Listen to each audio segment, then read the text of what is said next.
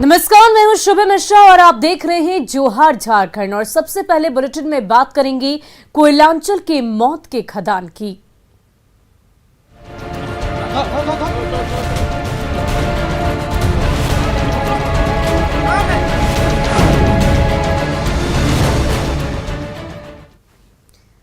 धनबाद में कल हुए दर्दनाक हादसे के बाद चारों ओर सन्नाटा पसरा है। कल चाल धंसने से जहां 15 लोगों की मौत हो गई, वहीं घटना के बाद प्रशासन इसकी लीपापोती में जुटा हुआ है। कोई भी इस घटना को लेकर खुलकर बोलने को तैयार नहीं है। आखिर क्यों? सरकार ने इसको लेकर चुप्पी साध रखी है। वहीं न्यूज 18 की टीम जब मौके पर पहुंची तो कई हैरान करने वाली तस्वीर सामने आई। हमारे सहयोगी अविनाश ने तीनों खदान का जायजा लिया तो तस्वीर हैरान करने वाली थी। एक साथ 3 खदानों में, अवैध खदानों में घटना घटी। गोपीनाथपुर के बाद हम कापासारा अवैध उत्खनन स्थल पर हैं, उस अवैध खदान के अंदर हैं। और मेरे ठीक पीछे जो आप ये रास्ता देख रहे हैं, ये गुफा देख रहे हैं, ये उसी जगह पर जाकर खत्म होती है जहां कल 3 लोग खत्म हो गए, मतलब उनकी मौत हो गई। 3 में 2 महिला, 1 बच्ची शामिल थी, जो जानकारी मिल रही है। ये कापासारा का एक ऐसा अवैध उत्खनन स्थल है जहां रोजाना एक शिफ्ट में 500 ग्रामीण कोयला काटने का काम करते हैं। शिफ्ट लगती है रात, सुबह, दोपहर। और जब लोग इस खदान में प्रवेश करते हैं, इस अवैध उत्खनन स्थल के इस खदान में, तब एक और तस्वीर आपको दिखाना जरूरी है। यहाँ माँ काली की तस्वीर है, अगरबत्ती भी है, चंदन टीका भी किया हुआ है। मतलब जितने लोग इस गुफा के अंदर प्रवेश करते हैं कोयला काटने के लिए, सबसे पहले माँ से ये मनोकामना करते हैं कि आज उतना कोयला, उतनी कोयले की बोरियां वो अपने साथ ले जा सकें, जिससे उनके परिवार का पेट भर सके। लेकिन जब घटना घटती है तब इसी खदान के अंदर वो दम तोड़ देते हैं, कोई उन्हें बचाने वाला भी नहीं आता। तो मैंने कहा, आपने अगर आप देखे हो जो आंकड़े आ रहे हैं, 15 और 16 के जो आंकड़े आ रहे हैं, उसमें 10 से के करीब महिलाओं की मौत की बात आ रही है। महिलाओं की संख्या इतनी ज्यादा क्यों है, इसे भी समझने की जरूरत है। महिलाओं की संख्या इसलिए इतनी ज्यादा है क्योंकि इन खदानों में महिलाएं शिफ्ट के जरिए काम करती हैं। इन्हीं ऐसी बोरियों में कोयले को भरने का काम किया जाता है। और ये जो बोरियां हैं, ये सिर्फ और सिर्फ जो कोयले के चूर्ण होते हैं, उससे इसके अंदर भर के आने जाने के लिए ये रास्ता बनाया गया है।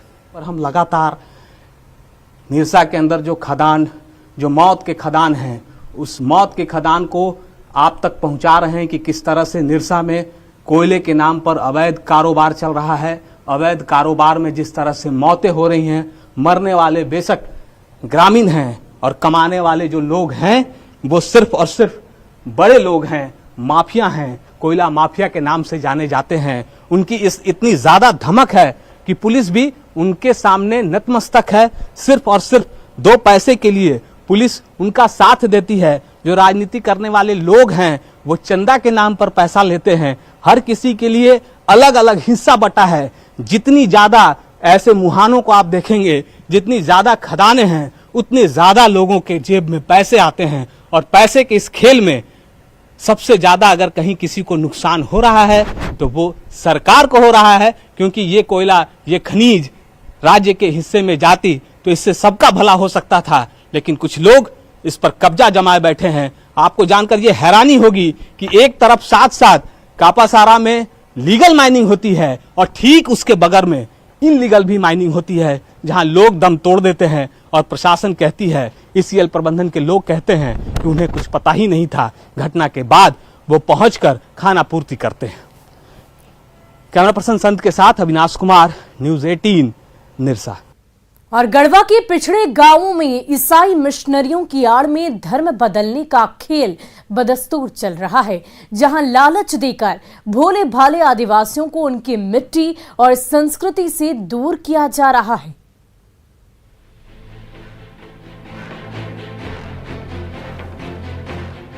गढ़वा के जिस हिसातू गांव में झोपड़ी और मिट्टी के टूटे फूटे मकानों में गरीब ग्रामीण अपनी पूरी जिंदगी गुजार देते हैं, उसी गांव के बीचों बीच चमचमा रही चर्च की ये इमारत बड़ी साजिश की कहानी बयां करती है।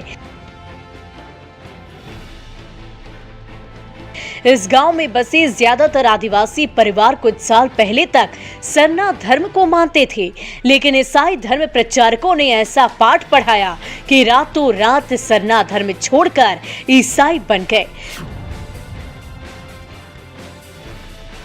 पूछिए तो हजार बहाने बनाने लगते हैं। ये कोई नहीं बोला है, हम अपने से ईसाई बने। ईसाई बने कुछ बोला हो ना? नहीं, कोई नहीं बोला है। ये आपको बढ़िया पैदा देख के आप बने? किसको देख के बने आप? भाई अगला को देखे कि नहीं, उन लोग बोला बीमार था, हाँ, ठीक हो गया। हाँ बीमार था, ठीक हो गया, इसलिए बन गए। हमारे क्षेत्र में 22 घर हुए हैं। 22 ईसाई हो गए जी। कि आप करवाए? हम नहीं करवाए, अपने से हुआ। आप प्रचार आप ही नहीं किए? हाँ, हम किए, हम अपने लिए कर रहे हैं और हमरे देख देख के सब आ गए। गढ़वा के जिन गांवों में गरीबी और मुफलिसी का बसेरा है, जिन गांवों में अगरबत्ती की सुगंध फैलती थी, वहां देखते ही देखते चर्च बन गए और प्रार्थना सभा होने लगी। जिन ग्रामीणों को एक वक्त की रोटी के लिए दिन भर पसीना बहाना पड़ता है, उन्हें कभी फुसलाया जाता है, कभी प्रलोभन दिया जाता है, और इसी का नतीजा है कि पिछले 5 साल के दौरान गढ़वा के हजारों ग्रामीणों ने रातों रात अपना धर्म परिवर्तित कर लिया। अपना विश्वास बदल रहे हैं, आ रहे हैं, तो उसके लिए हम कुछ नहीं बोल सकते हैं, क्योंकि उनका अपनी मर्जी है, अपना विश्वास है, अपना फ्रीडम है। हम लोग किसी को कोई जबरदस्ती करते हैं। बहुत ही सीधा समाज होता है आदिवासी समाज, जिसको अपने आप को मतलब लोग को अपने से मतलब रहता है, वैसे समाज को बला फुसलाकर, उसे समाज को डरा फुसलाकर आज कहीं न कहीं धर्म परिवर्तन कराने के काम कर रहा है। गढ़वा के गांव में अभी भी ईसाई धर्म प्रचारक घूमते रहते हैं और भोले भाले ग्रामीणों की आंखों में पट्टी बांधकर उनका धर्म बदल देते हैं। तो इस खेल की आड़ में बड़ी साजिश की बू भी आ रही है, जिस पर समय रहते अगर लगाम नहीं लगी तो अपनी मिट्टी में पसीना बहाने वाले ग्रामीणों का अस्तित्व ही मिट जाएगा। चंदन कश्यप, न्यूज़ 18, गढ़वा। वहीं झारखंड में गरीबों आदिवासियों की रक्षा करने का दावा सरकार करती रही है, लेकिन गुमला से सामने आई तस्वीरें उन दावों को मुंह चढ़ा रही है। इंसानियत को झकझोर देने वाली कहानी उस गरीब और लाचार परिवार की है, जिसने निर्धनता के दंश के चलते अपने नवजात बच्चे का 5000 रुपए में सौदा कर दिया।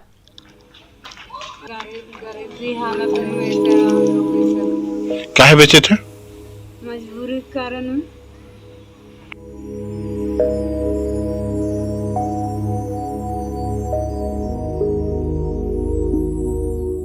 ये बेबसी, ये लाचारगी, ये दर्द, ये पीड़ा उस गरीब मां की है जिसे आर्थिक तंगी ने तोड़कर रख दिया है। पैसों की कमी और बीमारी से जूझ रही इस महिला ने आखिरकार अपने जिगर के टुकड़े का सौदा कर डाला 5000 रुपयों में। सुनकर कलेजा हिल जाता है। यकीन नहीं होता कि गरीबों की सुरक्षा का दावा करने वाली सरकार कहां है। कहां है वो सरकारी योजनाएं जिसने एक गरीब परिवार को यूं ही भटकने को मजबूर कर दिया। कहां है आवास योजना, कहां है खाद्यान्न योजना और कहां है स्वास्थ्य योजना, जिसके दम पर गरीबों को हमेशा भुनाया जाता रहा है। एक बार फिर सुनिए इस लाचार मां की पीड़ा और सुनिए 4 बच्चों के पिता की बेबसी। हालत से हम लोग एक लड़का को हम लोग देते हैं, उसके बाद ये टीबी बीमारी के हालत से यहाँ हम लोग रह रहे हैं। ऐसा नहीं था तो 5000 हम लोग बेच दिए। गरीबी हालत में हम लोग। कहाँ घर है आपका? मेरा सिमडेगा घर है। गरीबी हालत में बच्चा को छोड़ रखे और एक बच्चा यहाँ, और दिक्कत इतना था कि 5000 में भेज दिए। गुमला शहर के अंबेडकर नगर की ये तस्वीरें हैं, जहां एक कबाड़ी की दुकान के सामने प्लास्टिक की शेड में गुड़िया नाम की ये महिला अपने 3 साल की बिटिया के साथ यूं ही खुले में दिन रात गुजारा करती हैं। परिवार के पास पैसे नहीं हैं, गुड़िया खुद बीमार है। ऐसे में कबाड़ बिनने का काम करने वाले पति विजय की हिम्मत भी जवाब दे जा रही है। तभी तो इस मां बाप ने अपने 2 बच्चों को यूं ही ईंट भट्ठों में मजदूरी करने को छोड़ रखा है।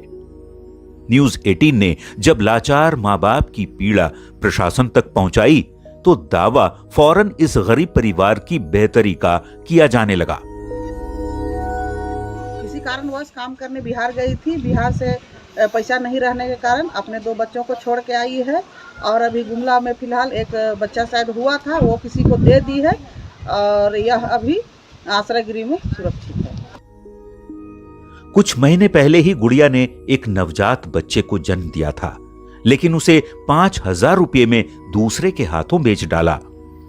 पिता जैसे तैसे घूमकर कबाड़ बेचने की कोशिश करते हैं, जिससे मिले 2-4 रुपयों से अपनी पत्नी और इस मासूम का पेट भर पाता है। तस्वीरें बेहद मार्मिक हैं और तकलीफ देह भी, क्योंकि यदि किसी गरीब को अपने कलेजे के टुकड़े का सौदा करना पड़े तो इससे शर्मनाक बात एक सरकार के लिए कुछ हो नहीं सकती। शासन और प्रशासन की आंखें खोलने वाली इन तस्वीरों से यदि जल्द सबक नहीं लिया गया तो न जाने कितनी गुड़िया अपने नौनिहालों को यूं ही खोती रहेगी। रुपेश भगत, न्यूज 18, गुमला। वहीं पाकुड़ जिले के अमड़ापाड़ा प्रखंड के पंचवाड़ा कोल ब्लॉक में खनन शुरू करने की तैयारी है और इसको लेकर जिला प्रशासन ने बैठक भी की, जिसमें डीसी, स्थानीय सांसद और अन्य प्रशासनिक अधिकारी शामिल हुए, जिसमें कोल ब्लॉक चालू करने में आने वाली कठिनाइयों को दूर करने और विस्थापितों की समस्या पर चर्चा की गई। बैठक में कोल ब्लॉक कर्मचारियों की ओर से सांसद विजय हंसदा और डीसी वरुण रंजन के समक्ष अपनी समस्याओं को रखा। पंचवाड़ा में सेंट्रल कोल ब्लॉक में खनन पिछले 7 साल से बंद है, जिसके कारण मजदूरों के सामने रोजगार का संकट उत्पन्न हो गया। सरकार की ओर से कोल ब्लॉक के फिर से चालू करने की मंजूरी के बाद से स्थानीय स्तर पर हलचल तेज हो गई है। पंजाब गवर्नमेंट की तरफ से, इलेक्ट्रिसिटी बोर्ड की तरफ से ऑफिशियल्स थे और आपके डीवीएल की तरफ से, उसमें हम लोगों प्रशासन की तरफ से और हमारी तरफ से भी ये निर्देश था कि जो भी गवर्नमेंट की गाइडलाइंस है उसे पूरी तरह पूरा किया जाए। जो पुराने बकाये हैं उनको जो है दिया जाए, समाप्त किया जाए। और बीते 2 साल से मुसाबनी सुरदा माइंस बंद को खोलने की मांग पर स्थानीय बेरोजगार संघ किशन गाड़िया नित्रा ने मुसाबनी के सीधो कान्हू चौक पर हस्ताक्षर अभियान की शुरुआत की है। बंद पड़े माइंस को खोलने की मांग को लेकर हस्ताक्षर अभियान में बस स्टैंड से गुजरने वाली राहगीरों एवं ऑटो स्टैंड के ऑटो चालकों ने अभियान में बढ़ चढ़कर हिस्सा लिया और माइंस खोलने के लिए इस पहल का स्वागत भी किया। बंद माइंस खोलने से क्षेत्र में रोजगार का सृजन के साथ साथ व्यवसायियों में भी आय का स्रोत बढ़ेगा।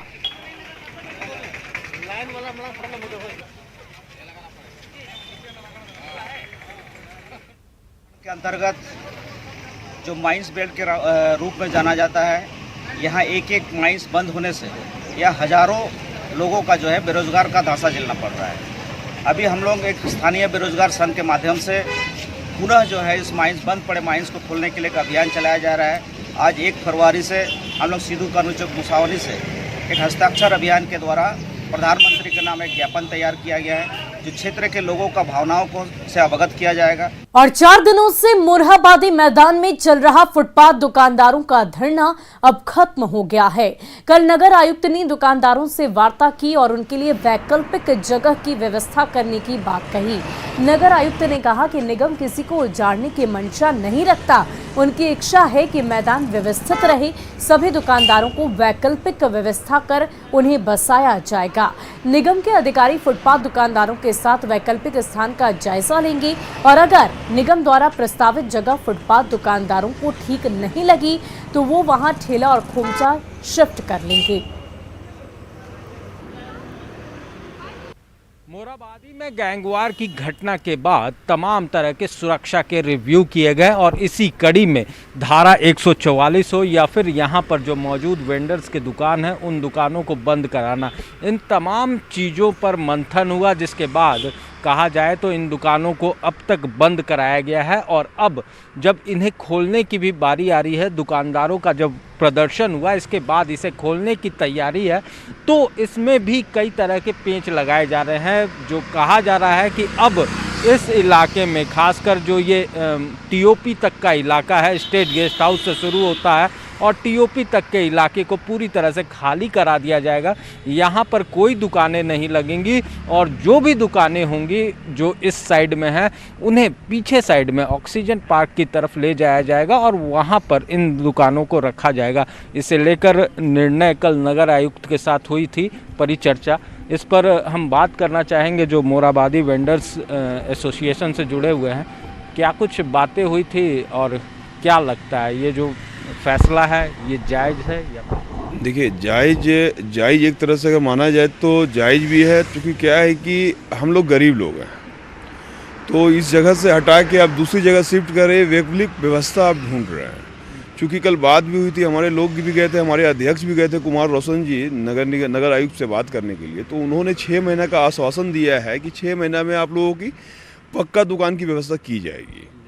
तो अभी जो है कि तत्काल के लिए आप लोग दूसरी जगह को शिफ्ट कर लें। तो आज नगर आयुक्त अपनी टीम को भेजेंगे 10 बजे 10:30 बजे और हमारे कुछ लोग जाएंगे उस जगह को चिन्हित करने के लिए कहाँ वो जगह दे रहे हैं। तो ये कहाँ से कहाँ तक की दुकानें हटाने की बात? जहाँ तक अभी कहा जा रहा है कि ये टीओपी के सामने जो स्टेज है, स्टेज हाउस से लेके वो अतिथिशाला तक सारी दुकानें को हटाएंगे और ये दुकानों को दूसरी जगह और को शिफ्ट किया जाएगा। और जो रोड पे जो दुकान है, जिसकी मुंह यानी कि दुकान की जो फेस रोड तरफ है, उसको बैक तरफ करना मैदान की ओर जी।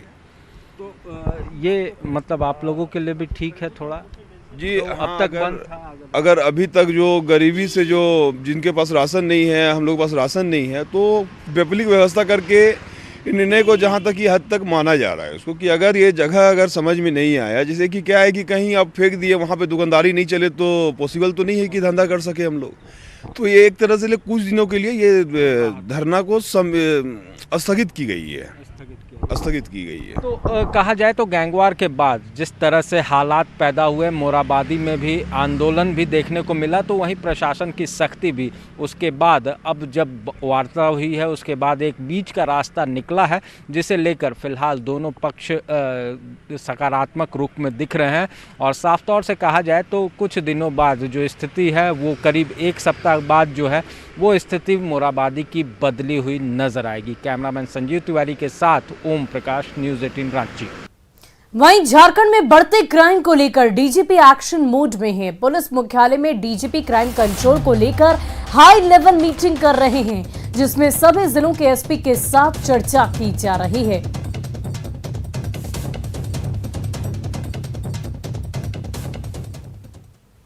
और धनबाद एसीबी के जिले के विद्युत अवर प्रमंडल हेड क्लर्क असद कुमार महती को एसीबी टीम ने 2000 रिश्वत लेते रंगे हाथ पकड़ा है।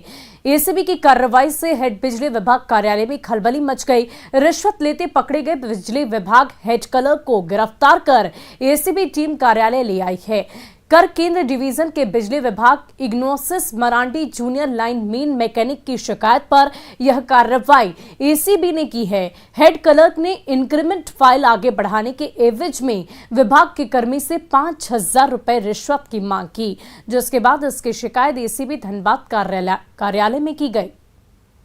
भ्रष्टाचार निरोधक ब्यूरो धनबाद का 2022 का पहला ट्रैप था 1/22। इसमें वादी थे इग्नाशिस मरांडी, जो जूनियर लाइनमैन है करकेन डिवीजन में बिजली विभाग में।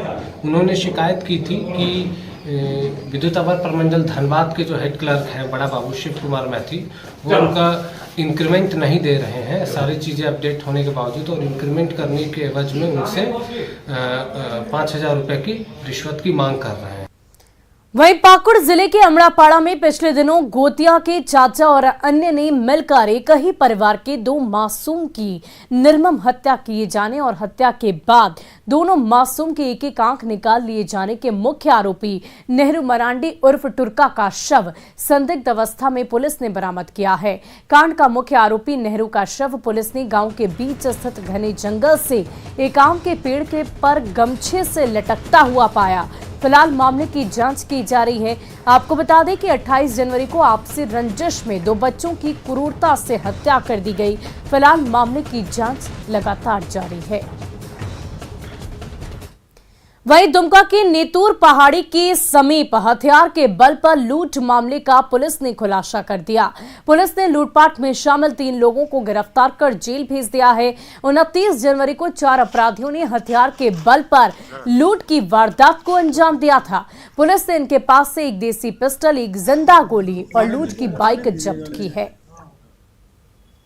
मुफस्सिल थाना क्षेत्र के नेतूर पहाड़ी के पास 2 मोटरसाइकिल में 4 अज्ञात अपराधकर्मी के द्वारा हथियार के बल पर 9,500 रुपया छीनताई किया गया था। उसी के क्रम में पुलिस अधीक्षक महोदय के द्वारा एक टीम गठित किया गया और उसमें हम लोग निशानदेही के उसी क्रम में संदेह के आधार पर अनूप मंडल को गिरफ्तार किए।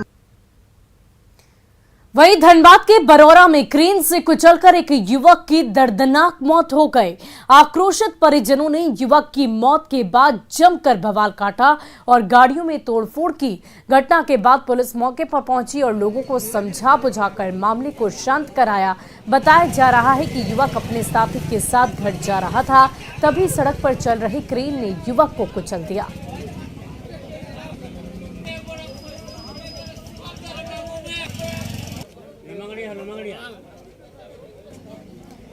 और देवघर के भुरभुरा मोड़ पर बोलेरो ने बाइक सवार को टक्कर मार दी, जिसके कारण बाइक पर सवार 2 युवक घायल हो गए। घायल युवकों को बेहतर इलाज के लिए अस्पताल में भर्ती कराया गया, जहां इलाज के दौरान एक युवक की मौत हो गई। युवक की मौत से गुस्साए लोगों ने भुरभुरा मोड़ के पास सड़क जाम कर दिया और आरोपियों पर कार्रवाई की मांग को लेकर हंगामा करने लगी। घटना की सूचना मिलने पर देवघर डीएसपी मौके पर पहुंचे और हंगामा कर रहे लोगों को शांत कराया तथा दोषी लोगों पर कार्रवाई का भरोसा दिया, जिसके बाद हंगामा कर रहे लोग शांत हो गए। इसको भेजा गया था, आज उसकी दुखद मृत्यु हो गई है। प्रशासन कुछ ये इनके जो परिजन हैं कुछ मांग को लेके अपनी बात को रख रहे थे और जो भी विधि सम्मत कार्रवाई है प्रशासन का आश्वासन के बाद आगे कार्रवाई की जाएगी। वहीं धनबाद के केंदुआडी थाना क्षेत्र के मेरीन कठगोला के समीप हुए व्यवसायी हत्याकांड में शामिल 3 आरोपियों को अदालत ने आजीवन कारावास की सजा सुनाई है। साथ साथ 40,000 रुपए का जुर्माना भी लगाया है। लोक अभियोजक वीरेंद्र कुमार के मुताबिक जिला और सत्र न्यायाधीश सुजीत कुमार की अदालत ने हत्याकांड में शामिल आरोपियों पर अलग अलग धाराओं में दर्ज मुकदमे पर सुनवाई करते हुए आरोपियों के खिलाफ फैसला सुनाया। वर्मा और नीरज को गिरफ्तार कर हत्या का मामला दर्ज करते हुए जेल भेज दिया गया था, जिसके बाद जिला अदालत ने मामले की सुनवाई करते हुए दोषियों को कड़ी सजा सुनाई। 302, 307 और 34 आईपीसी एवं 27 आर्म्स एक्ट के तहत माननीय न्यायालय ने आजीवन कारावास की सजा सुनाई। बिजली नहीं तो पानी नहीं को लेकर बरकट्ठा विधायक अमित यादव के नेतृत्व में डीवीसी के विरुद्ध आज से अनिश्चितकालीन आंदोलन की शुरुआत की गई। आंदोलनकारियों ने सबसे पहले डीवीसी को आपूर्ति होने वाला पानी बंद कर दिया और डीवीसी कार्यालय के सामने धरना प्रदर्शन किया और डीवीसी के खिलाफ जमकर नारेबाजी की। फिलहाल आंदोलनकारी और डीवीसी के स्थानीय पदाधिकारी के बीच वार्ता के बाद धरने को समाप्त कर दिया गया। आज पूरी जनता, बरकट्ठा विधानसभा की जनता और इसके साथ साथ 7 जिला जो डीवीसी कमांड एरिया है, बिजली जो हम लोग की आंख मिचौनी की तरह देता है डीवीसी के खिलाफ में हम लोग आज यहाँ पे आंदोलन किए हुए हैं और यहाँ से जो बंगाल पानी जाता है उसको आज हम लोगों ने बंद कर दिया है। अध्यक्ष आपको पहले ही कदम उठा चुके हैं तो हम लोग कुछ कहने के लिए तो नहीं बच जाता है। अध्यक्ष साहब तो 26 तारीख की रात से ही बिजली कट भी बंद हो गया है पूरे एरिया का। अध्यक्ष साहब का आदेश है तो हम लोग तो यहाँ फील्ड में रह के तो कुछ कहने के लिए नहीं। और फिलहाल के लिए इस बुलेटिन में इतना ही। मुझे दीजिए इजाजत। आप बने रहे न्यूज़ 18 बिहार झारखंड के साथ।